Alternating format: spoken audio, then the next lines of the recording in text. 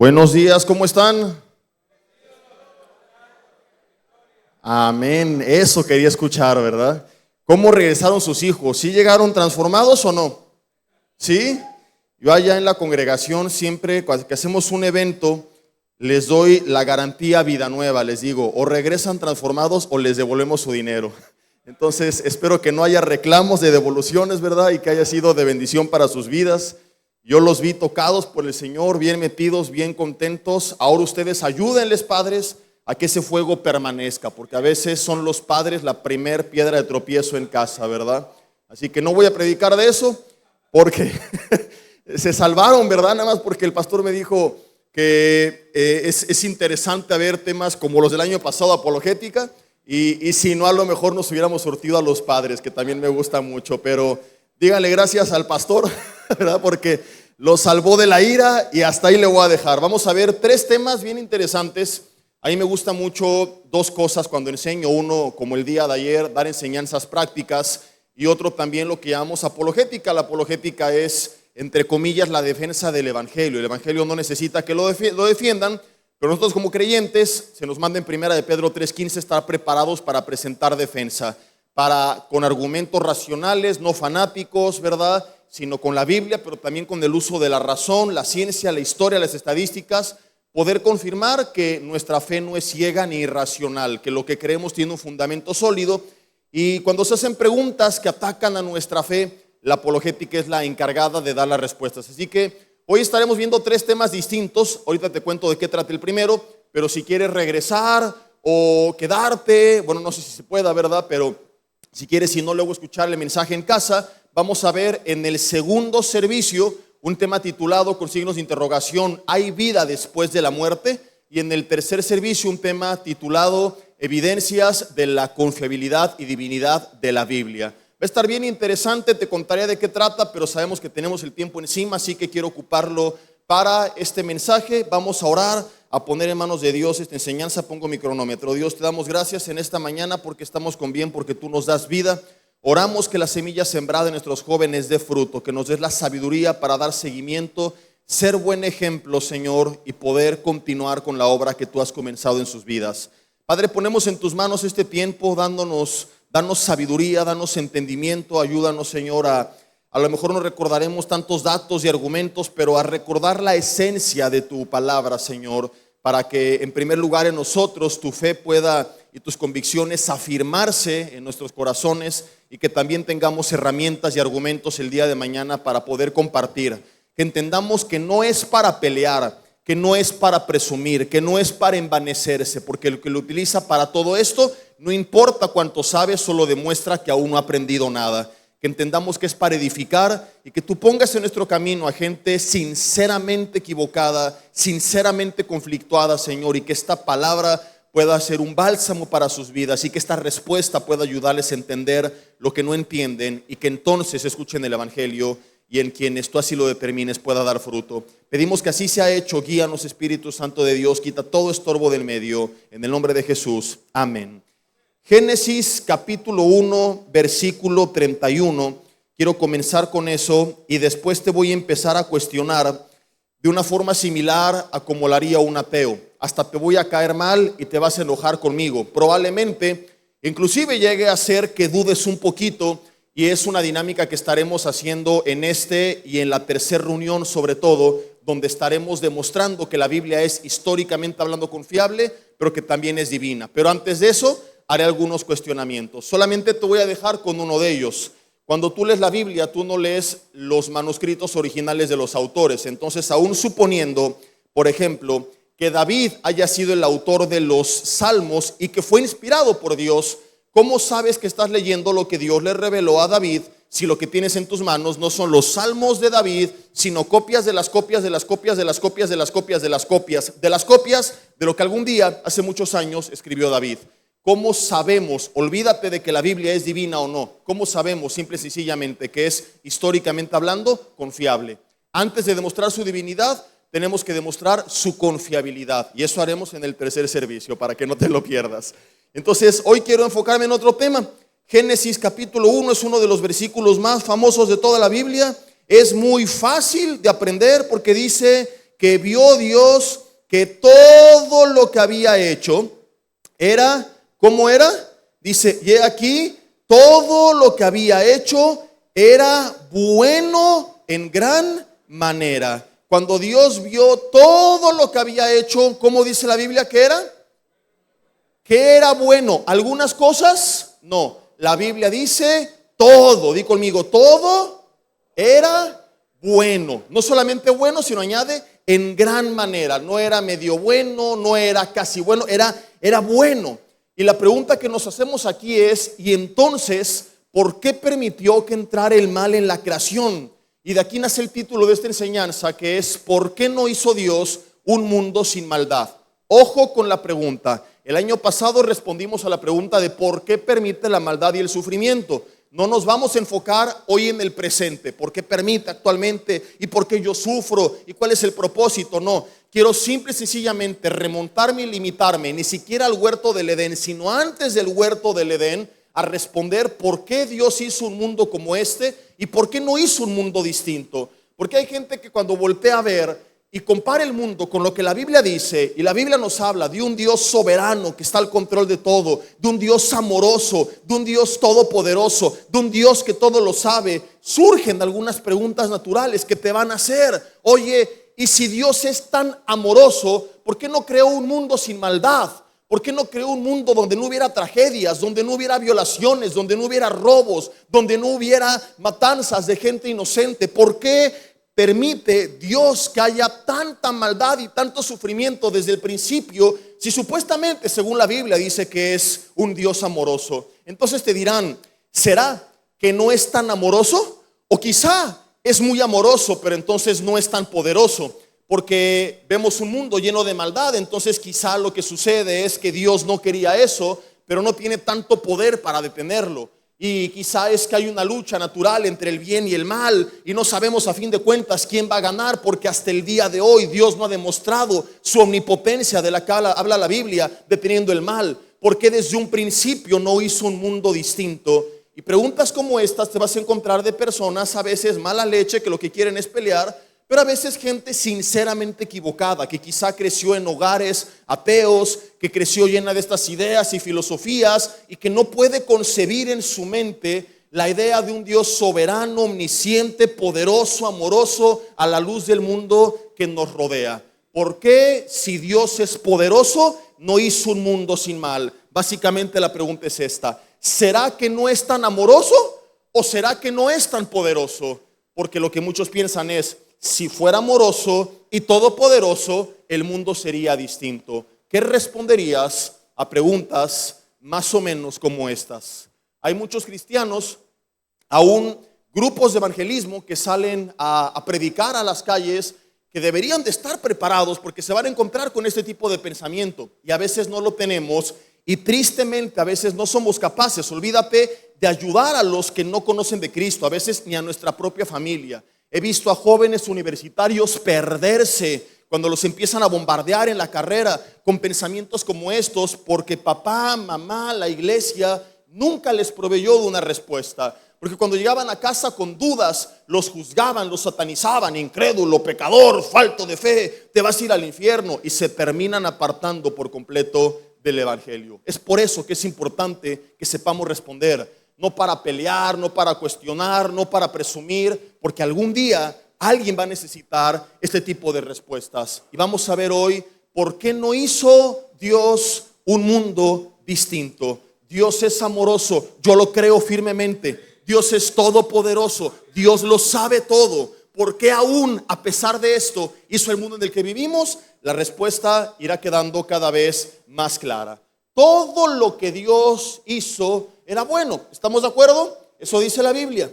Lo que muchos no meditan es que parte de esa perfección es lo que tú y yo conocemos como libertad.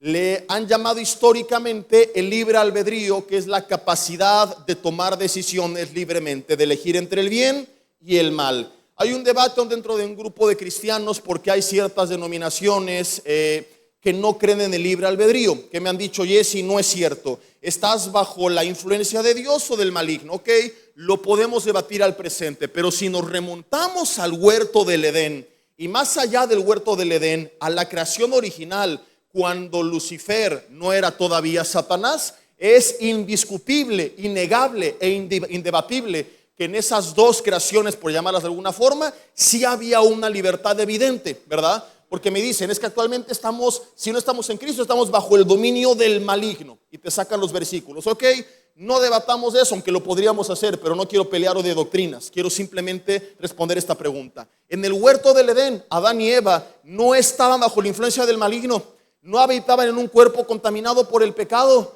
Ellos eran perfectos, no conocían el pecado y cayeron.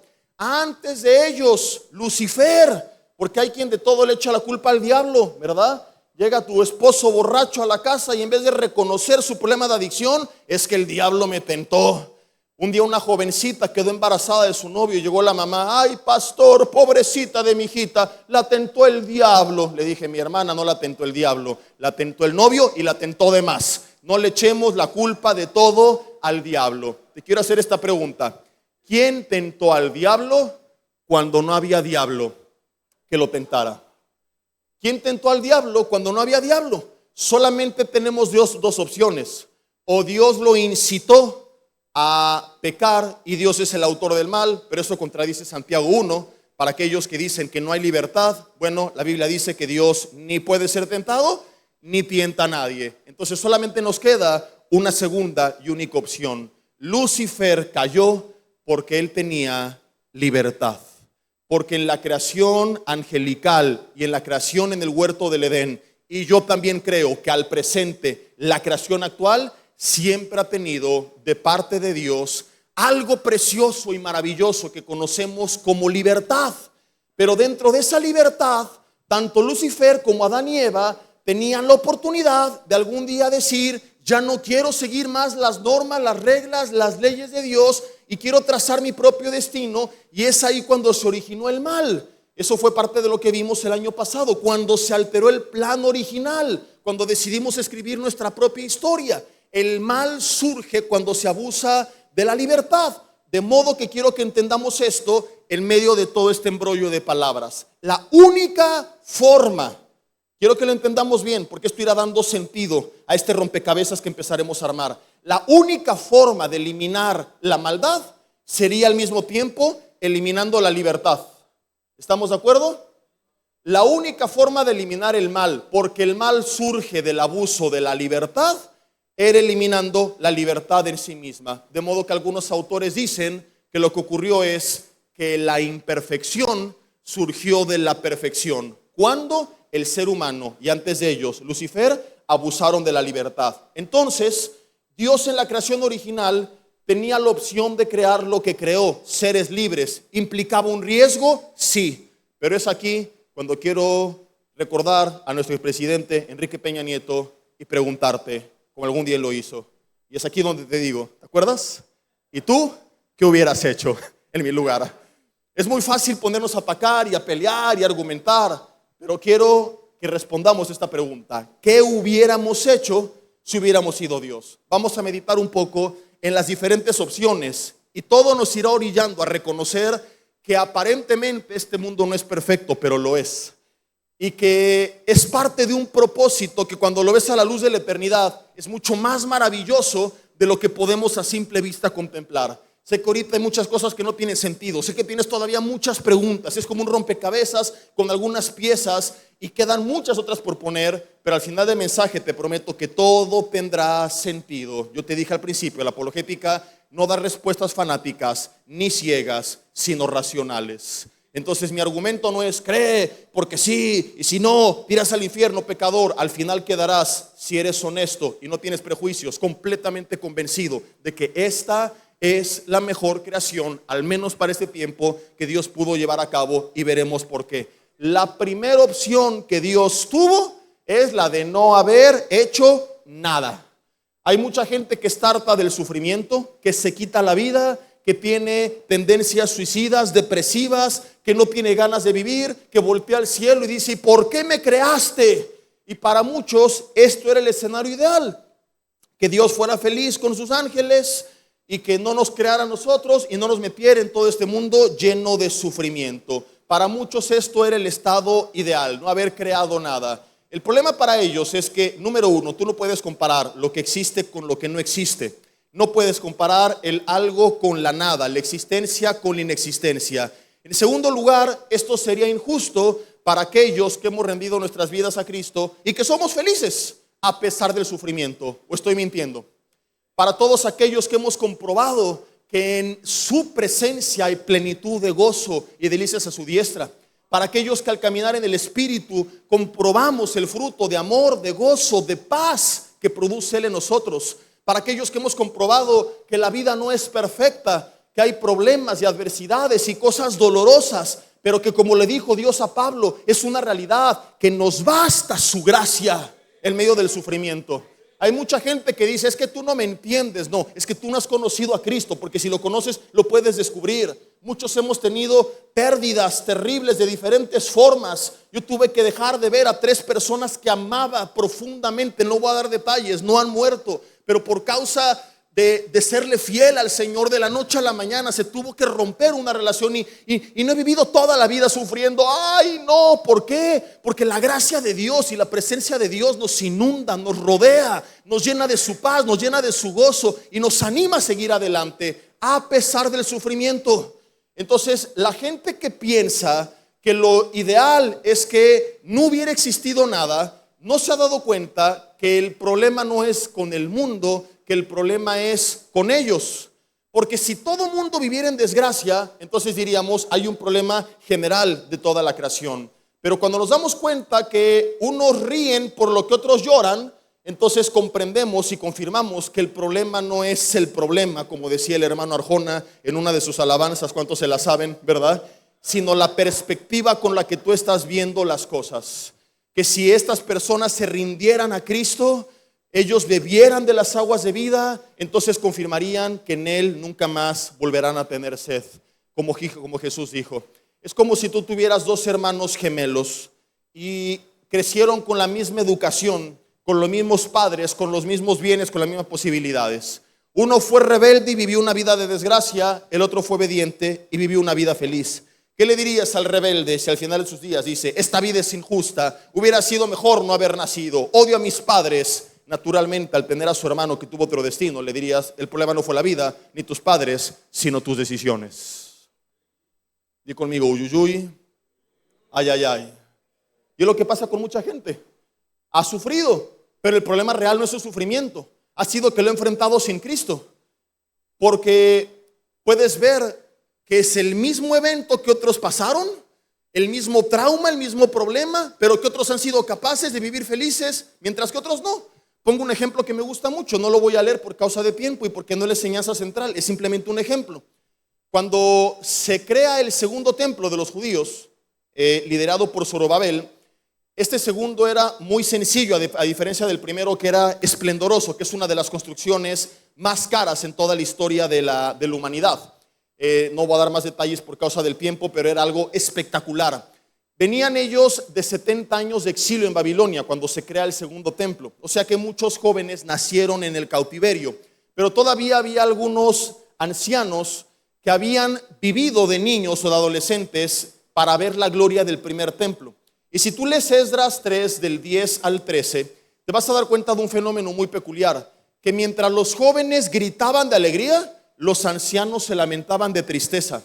¿Por qué? Porque en vez de poner sus ojos en lo más importante del templo, que no era su estructura, sino el lugar santísimo, donde la presencia de Dios se manifestaba y donde ofrecían sacrificios por los pecados del pueblo, y en vez de gozarse diciendo, bueno, no es tan esplendoroso y majestuoso como el primero, pero podemos otra vez llevar a cabo nuestra adoración y podemos ofrecer sacrificio y nuevamente estará ahí manifestándose la presencia de Dios, pusieron su mirada en lo material y chécate este fenómeno. Empezaron a entristecerse por lo mismo que a otros les provocaba alegría. ¿Cómo puede un mismo evento hacer que un grupo de personas tenga alegría y otros tristeza? Si todos se entristecieran, dirías, el problema es el evento. ¿Estamos de acuerdo? Si yo voy al cine y veo una película con 200 personas y soy el único que no le gustó, no puedo afirmar la película es una porquería porque hay otros 199 que sí les gustó. Si los 200 salimos diciendo es una basura entonces muy probablemente, ¿verdad? Esta historia nos confirma que el problema no era el templo, sino que era su percepción, su falta de enfoque en la presencia de Dios y su enfoque en las cosas materiales. Y es lo mismo que le pasa a mucha gente, ¿verdad? Que está saboteándose la vida y que se está lamentando por lo que a otros les da alegría. Y el problema no es lo que están pasando, sino que no está su enfoque en Cristo.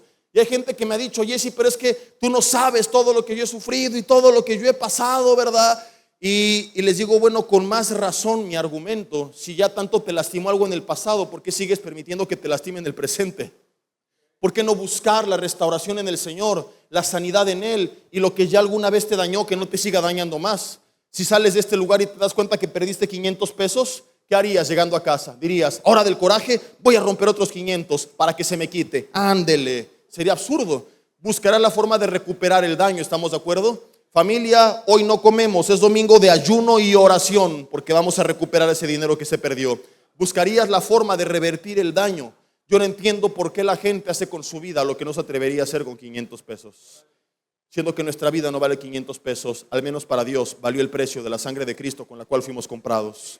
Entonces sí, entiendo y te creo que quizá has sufrido, que la has pasado mal, pero tienes que creer que si alguno está en Cristo, nueva criatura es. Las cosas viejas pasaron y Él tiene el poder de hacerlas nuevas, y que su gracia te inunde y disfrutes y tengas paz y gozo y te llenes de Él a pesar de lo que has pasado. La solución no es la inexistencia. La solución es la existencia de Dios en tu vida. La solución es rendirle a Cristo tu vida para confirmar estas palabras.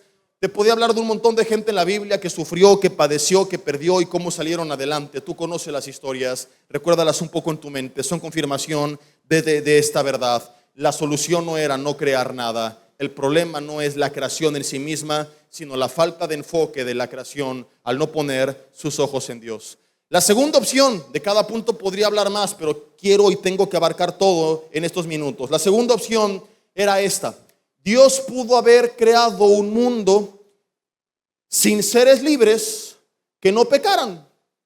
Mucha gente dice: ¿y por qué no hizo Dios un mundo con seres que no tuvieran la capacidad de pecar? Bueno, porque para eso les tuvo que haber quitado la libertad y obligarlos a hacer lo correcto. Aparentemente no suena mal, pero cuando tú miras a detalle, vas a reconocer conmigo que era una opción terrible, peor que el mundo que tenemos. Y lo voy a explicar con un ejemplo bien sencillo. ¿Cuántos de ustedes tienen hijos e hijas? Levanten la mano, todos los que tienen hijos. Ahora, no la bajen. ¿Cuántos de esos hijos a veces son medio hijos? Dejen la mano arriba si están de acuerdo conmigo, y los que no, los que tienen puro querubín y serafín, pueden bajar la mano. ¿Estamos todos de acuerdo en que nuestros hijos a veces son medio hijos? Si volteas con ellos, si vienes con ellos, voltealos a ver y diles, ¿verdad? ¿Qué harías si yo te ofrezco esta propuesta? Acaba de salir un chip en el mercado, no es real, estoy actuándolo, que lo implantas en el cerebro de tus hijos y hay una conexión cerebral en la toma de sus decisiones donde tú vas a interferir. Y desde la aplicación Mi Hijo Perfecto, tú podrás controlar todo lo que ve, lo que habla, lo que dice, lo que piensa. Tú podrás cada día levantarte a las 6 de la mañana y programarlo para que se pare a la hora que tú quieras, para que diga lo que tú quieras. Y tu hijo, según lo programaste, va a tener su cuarto recogido, va a lavar al perro, el piso, los trastes, los baños, todo lo que pueda lavar. Y siempre que le des una orden va a responder: sí, papá, lo que tú digas. Sí, mamá, lo que tú digas. Tu hijo, que en la adolescencia es medio zombie y te dirige la palabra, ahora te podrá decir 280 veces cada día o más: te amo, papá, te amo, mamá. Suena maravilloso a primera instancia, hasta que te das cuenta de un problema. Nada de eso es real.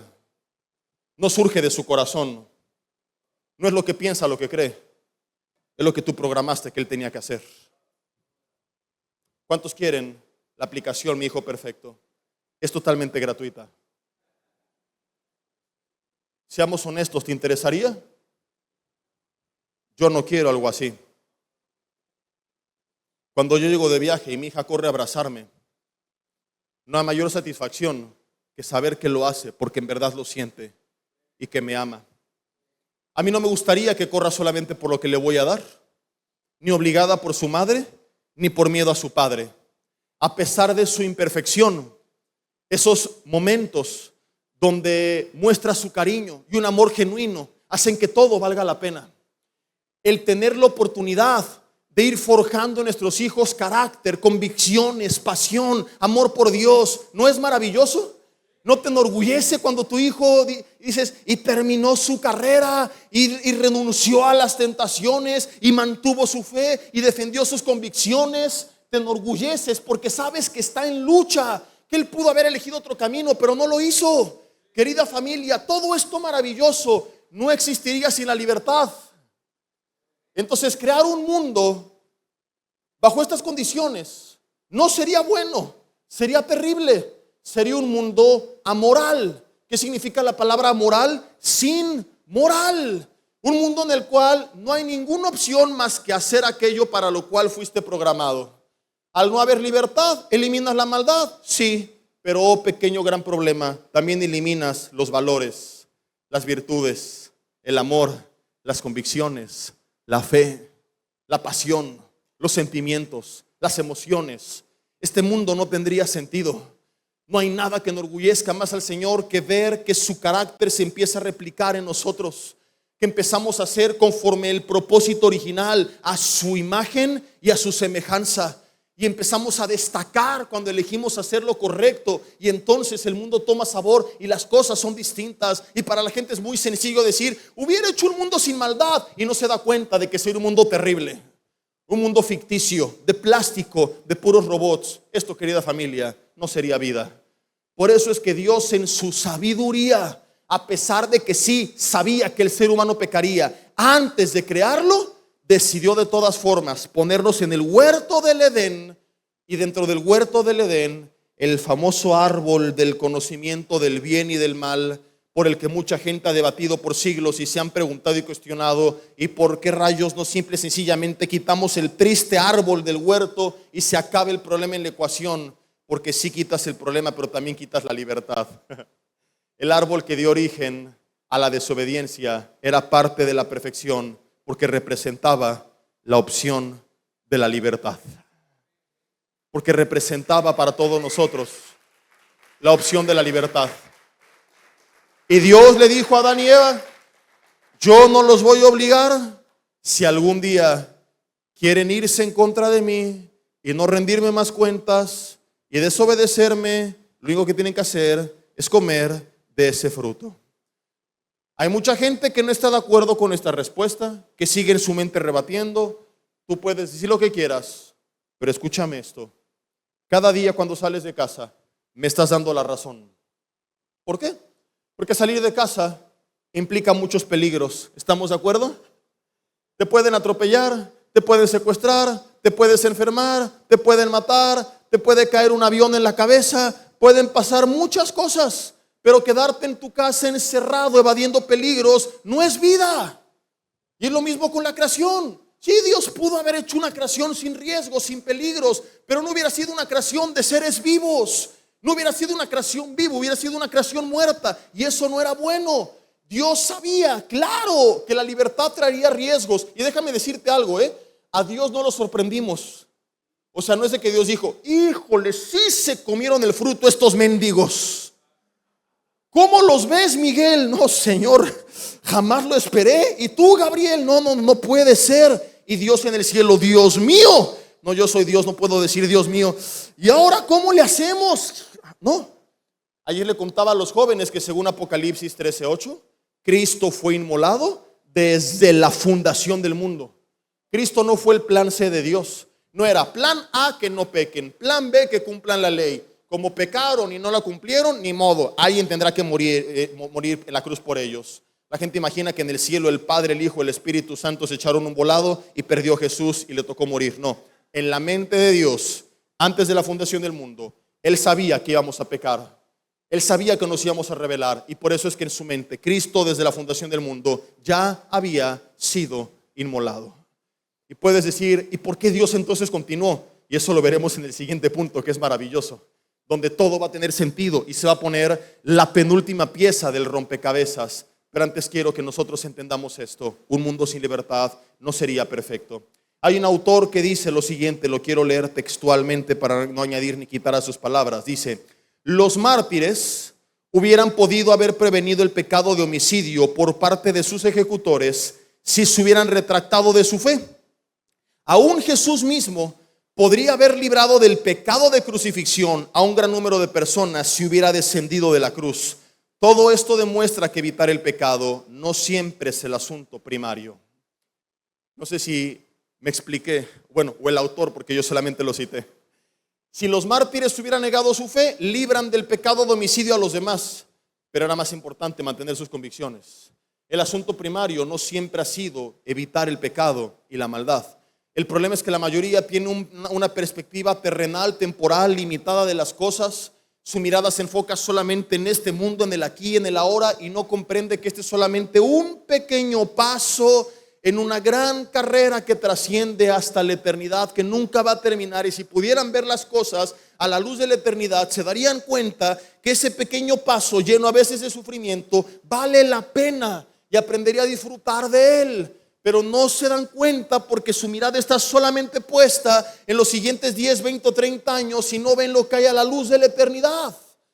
Entonces se duelen, se lamentan. Y yo, por ejemplo, vi a cristianos en la pandemia enojarse con Dios porque perdieron seres queridos, porque no creyeron las palabras de Jesús: yo soy la resurrección y la vida. Todo aquel que cree en mí, aunque esté muerto, vivirá. Porque cuando crees en la eternidad te puede doler, pero sabes que en Cristo nunca decimos adiós, es solamente un hasta luego. Que hay sufrimiento, pero que hay un gozo mayor que nos invade y es la esperanza de la vida eterna. Te lo explico con otro ejemplo. ¿A cuánto les emociona esta idea? Les ofrezco esta oportunidad acabando esta reunión. Un asiento donde vas a estar durante 13 horas sin moverte prácticamente para nada más que para ir al baño, con comida bien chafa y sin internet, ni redes sociales, ni televisión. ¿Cuántos les gusta esta idea? ¿No suena alentadora? Ok, déjame añadirte más información. Es un asiento en un avión que va camino a Europa, donde vas a estar 3 semanas donde tú quieras, absolutamente todo pagado. Yo ya hablé con tu jefe del trabajo para que te diera chance y esas 3 semanas te triplicó el salario para que tengas en qué gastar. Vuelvo a preguntar, ¿a cuánto les emociona esta opción? Levanten la mano. Dile al de al lado: se te ve la avaricia en la cara luego. Porque al principio no sonaba emocionante y después sí. La oferta no cambió, es el mismo asiento, las mismas 13 horas, con las mismas condiciones.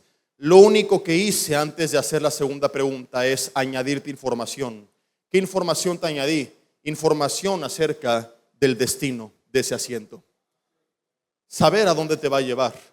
Es lo mismo en esta vida. Mucha gente está amargada porque piensa que esta vida es el asiento y no sabe que en el viaje hay turbulencia, hay rayos, hay cosas que nos hacen sufrir, pero que algún día aterrizará, no 3 semanas en Europa, sino en el reino de los cielos, por los siglos de los siglos, de los siglos, de los siglos. En el mundo más impresionante, más precioso, más perfecto, más divertido, más extraordinario. Porque en el cielo no va a ser estar en una nube tocando una arpa vieja por los siglos de los siglos. Va a ser algo impresionante.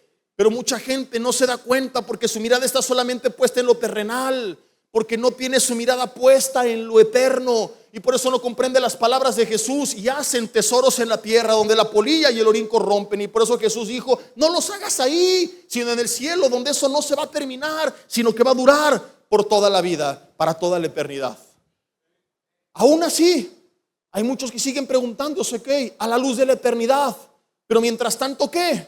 Porque tampoco creas que estoy predicando el evangelio del desgraciado, de que ya cuando venga Cristo seré feliz y mientras tanto a sufrir. No.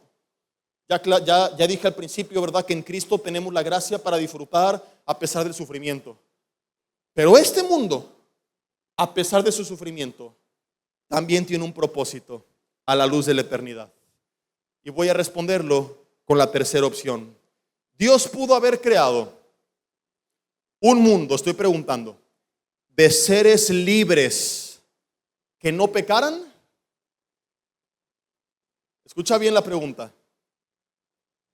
Dios pudo haber creado un mundo de seres libres sin eliminar la libertad, como ya lo vimos, y que a pesar de eso no pecaran, ¿cuántos creen que la respuesta es sí, sí pudo haberlo hecho? ¿Cuántos creen que no? Y la mayoría no responde a nada. Vamos a hacerlo más divertido. Levanten la mano los que creen que Dios sí pudo haber hecho un mundo de seres libres que no pecaran. Levanten la mano. Ahora, levanten la mano los que no. Nada más porque vieron que el pastor la levantó, todos los demás la levantaron, ¿verdad?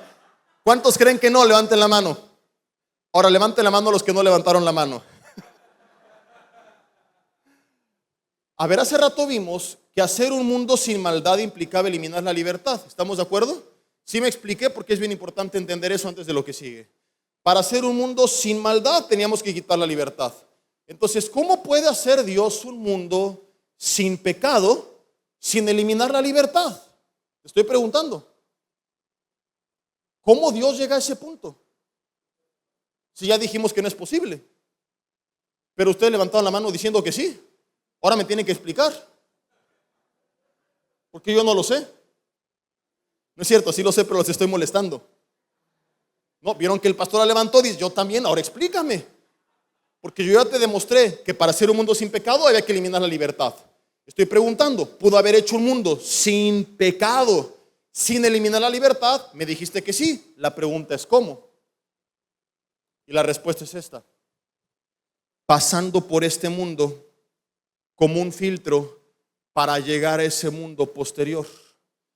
Suena medio marihuano esto y algunos están así de que, a ver, brother, ya entendí. Está medio complejo, pero te lo voy a explicar. Y voy a hacer otras preguntas. Y al final de esto, si logro transmitirlo correctamente, la respuesta será maravillosa. ¿En el cielo se puede pecar? ¿Y dónde estaba Lucifer cuando pecó?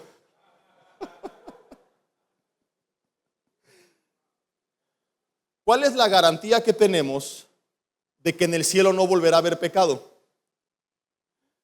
La gente me responde, bueno, no habrá diablo que nos tiente, ni un mundo contaminado por el pecado, ni un cuerpo contaminado por el pecado. Yo respondo, cuando Lucifer cayó, no había diablo que lo tentara, ni un mundo caído en pecado, ni vivía en un cuerpo contaminado por el pecado. Era un querubín grande, protector, según Ezequiel, el sello de la perfección de Dios, y cayó.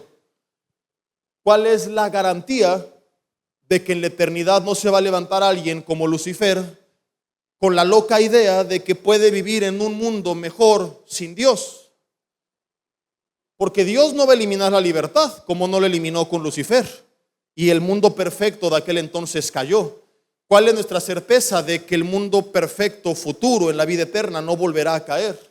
Y solamente hay una diferencia entre el mundo en el que vivía Lucifer y en el mundo perfecto en el que viviremos nosotros. Y la diferencia es esto: Lucifer y la tercera parte de ángeles que le siguió no sabían lo que era un mundo sin Dios. Ellos creyeron que podían vivir un mejor mundo sin Dios. Todos nosotros en la eternidad ya sabremos lo que es un mundo sin Dios, porque no estaremos recordando este mundo en el sentido que nos atormentaremos con él, pero nos acordaremos de este mundo. Esta idea de que se nos va a borrar la memoria como los hombres de negro, y no es bíblica. Hay un pasaje en Isaías y otro en Apocalipsis malinterpretados porque la gente no estudia la palabra en el original. Es que aquí dice que de lo primero no habrá más memoria. La palabra en el original no se refiere a que no nos vamos a acordar de las cosas, sino que no nos recordaremos las cosas malas que nos hacían sufrir. Podremos sanar en Cristo, pero no habrá una pérdida de memoria. El segundo, que en Apocalipsis dice que las primeras cosas pasaron y que todas son hechas nuevas, no quiere decir que perderemos la memoria, simplemente que hay una recreación nueva en frescura, pero seguiremos recordando que somos santos redimidos por la obra de Cristo Jesús, que necesitamos desesperadamente de Él, porque algún día estuvimos apartados de Él. O si no, te pregunto, ¿por qué en Apocalipsis Jesús aparece con los huecos de sus manos y de su costado y de sus pies? ¿No sería un poco extraño que un día en la mañana te levantaras y le dijeras a tu vecino de al lado, oye, ¿y ese de lejos que está ahí con las manos con huecos y los pies y el costado, quién es? Pues dicen que Jesús. ¿Y quién es Jesús? Pues el Hijo de Dios. ¿Y esos huecos tan raros en las manos por qué son? son los clavos de la cruz. ¿Cuál cruz? Pues donde pagó por tus pecados. ¿Mis pecados? ¿Cuáles? ¿Qué es eso? Seremos una bola de soberbios. Adoraremos a Dios por los siglos de los siglos, no solamente alabándole, sino con nuestro estilo de vida, porque habrá una vida. Porque recordaremos que estamos ahí por su gracia. Porque recordaremos que algún día vivimos en un mundo terrible, lleno de maldad, de sufrimiento, de pecado, de inmoralidad, del cual tú y yo fuimos parte del problema. Y escúchame esto, cuando comparemos este mundo con ese mundo, sin enfermedad, sin muerte, sin dolor, sin sufrimiento, ¿lo imaginas? Te levantas un día por la mañana, sales y no estás en una calle con el sol a todo lo que da, que te hace sudar y sufrir. Y no tienes que subirte a tu coche que le dicen el Lázaro, porque para qué anda hay que resucitarlo, sino que te montas en tu caballo volador. Caminas o vuelas por encima de las calles de la Nueva Jerusalén con piso de oro, con piedras y piedras preciosas en las paredes. Y tienes un montón de actividades y vas a reunirte en la mañana con ese hijo que perdiste, en la tarde con ese padre que tiene años que no veías, en la noche vas a hablar, no sé qué, yo sé, con Abraham, con David, te van a contar sus hazañas, pero hay algo maravilloso. En cada una de estas reuniones hay alguien llamado Jesús sentado a la mesa contigo. En un mundo precioso, perfecto, sin dolor, sin sufrimiento. La pregunta que yo hago, ¿quién va a ser el primer valiente que un día se le va a ocurrir rebelarse en contra de Dios? Nadie va a querer nunca jamás regresar a un cuchitril como este, porque tendremos un punto de comparación, el mundo perfecto a comparación de este mundo. Entonces, pasar por este mundo, mis hermanos, es la garantía de que en la eternidad tendremos un mundo sin pecado, sin haber eliminado la libertad, porque habrá seres libres, pero que nunca utilizarán su libertad para rebelarse en contra de Dios, porque ya saben lo que es un mundo sin Dios y nunca más lo van a querer. Por eso Tomás de Aquino decía, ¿es este el mejor mundo posible? No, pero este mundo es el mejor camino hacia el mejor mundo posible. Este mundo sirve además de todo como una especie de filtro para llevarnos a ese mundo eterno perfecto donde no hay pecado, pero no tuviste que haber eliminado tampoco la libertad. ¿Sí me expliqué o no quedó claro? ¿No es impresionante la sabiduría de Dios? ¿No es increíble cómo Dios en su soberanía hace todo esto y es parte de un propósito? Este mundo no es en vano, además de que nos da su gracia, su favor, su presencia en esta vida. Este mundo sirve como una especie de filtro para llevarnos a ese mundo perfecto en la eternidad, donde no habrá más maldad, ni dolor, ni sufrimiento, pero al mismo tiempo, por primera vez, tendremos un mundo bajo estas condiciones sin eliminar la libertad. Y termino con esto, si me apoyan con el teclado, por favor. Cuarta opción de Dios, la que muchos creen, pero que no dice la Biblia nada al respecto. Un mundo con criaturas libres que pecan, pero al final, como Dios es amor, todos son salvos. ¿Has escuchado este argumento? Como Dios es amor, va a perdonar a todos y no enviará a nadie al infierno. Mi hermano y amigo que vienes por primera vez, quiero decirte que esto no es lo que la Biblia dice. Ni la Biblia cristiana, ni la católica, ni ninguna Biblia.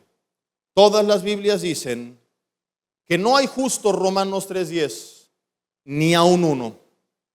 Aún el de al lado que hoy tiene cara de santo, volteó a ver a los ojos y dime sí o no, así como se ve de mustio, tiene lo suyo.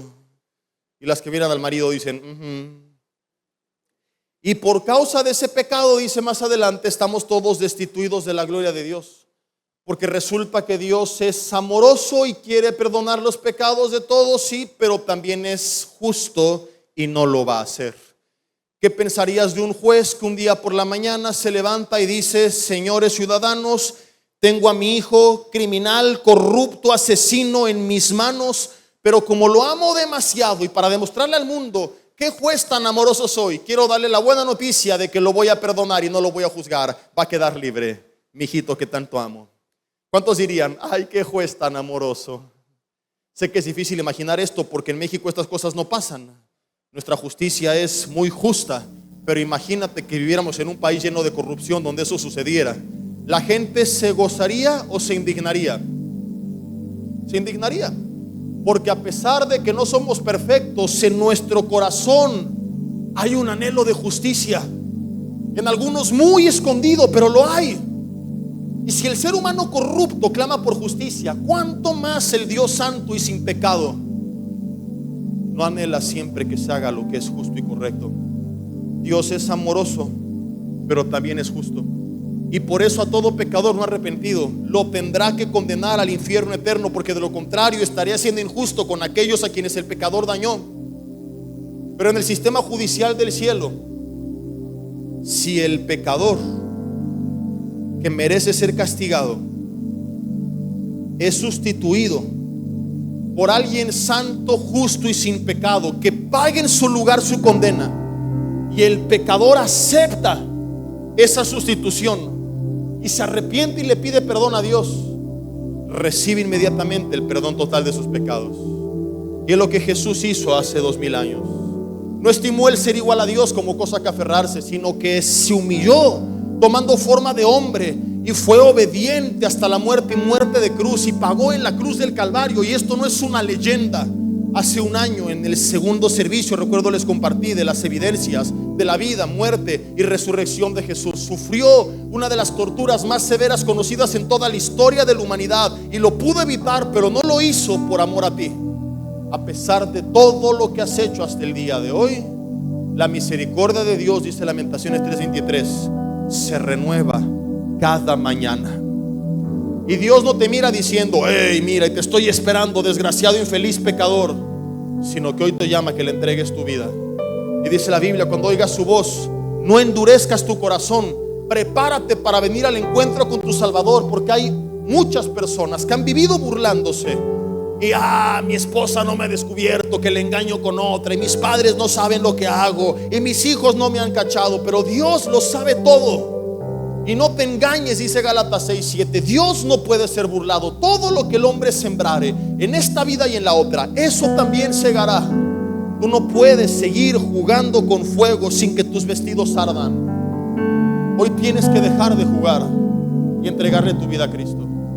Esto es un asunto serio.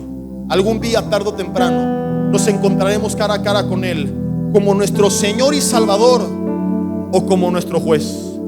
O leyéndonos nuestra acta de decretos, o diciendo: no la hay, porque Cristo pagó el precio. No sé cómo lo quieres conocer tú. Yo lo quiero ver no como juez, sino como Señor y Salvador. Es muy sencillo. Solo tienes que clamar por su ayuda, porque hay cosas que a lo mejor en tu carne ni siquiera quieres dejar. Y mi invitación no es: déjalas para venir a Él. Ven a Él y pídele que te ayude. Duélete en tu corazón y arrepiéntete y pídele perdón, y clama y pide consejo y oración, y vas a vivir la vida que en tus fuerzas tú no puedes. Pero primero tienes que reconocer que le necesitas. Deja de pelear con Él. Hay personas que no lo han hablado públicamente por el miedo al que dirán, por miedo a sentirse señalados, rechazados. Pero Dios te está hablando en esta hora. Llevas años en pleito con Él porque viviste cosas que no entendiste. Hay personas que fueron abusadas en la infancia, y yo no puedo explicarte por qué. Solo puedo prometerte que en Cristo encontrarás sanidad y restauración. Y hay mujeres que de este lugar, de haber sido dañadas y afectadas, al ser sanadas se van a levantar para ayudar a otras, y serás un instrumento de restauración para otras jovencitas. Y Dios te dará un ministerio para ayudar a sanar a personas que pasaron lo que tú pasaste. Y tú algún día darás una respuesta mejor que la mía, porque yo no te entiendo, pero tú las vas a entender. Y algún día voltearás para atrás y dirás: no estuvo padre, pero aún en medio de eso, Dios se glorificó a través de mi vida. Haz las paces con Dios, porque no ganas nada peleándote con Él. Si eso arreglara el problema, te diría: síguele por ahí. Pero mi amiga, eso ni va a regresar el tiempo, ni va a cambiar lo que pasó, ni va a sanar tu corazón. Rendir tu vida a Cristo sí lo puede hacer. Hoy vuélvete a Él. Ya no pelees con tu hacedor. Cierra tus ojos y dile en tu lugar: Señor, hay tantas cosas que sigo sin entender, pero al menos hoy me queda claro.